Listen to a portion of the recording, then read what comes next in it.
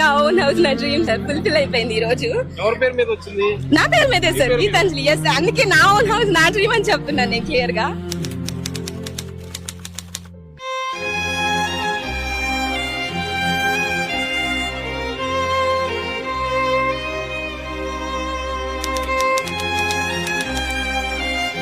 నిజంగా ఈ ట్రోలింగ్ భరించలేక అమ్మాయి సూసైడ్ చేసేసుకుంటే దానికి కారణం ఎవరు?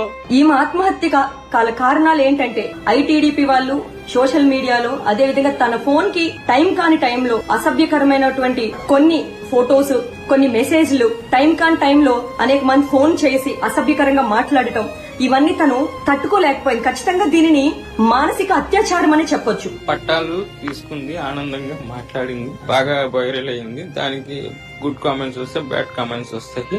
తను ఏంటంటే గుడ్ కామెంట్స్ మాత్రమే మాకు చెప్పింది, బ్యాడ్ కామెంట్స్ అని మాకు చెప్పలేదు. అమ్మని ఒక 3 days 2 days నుంచి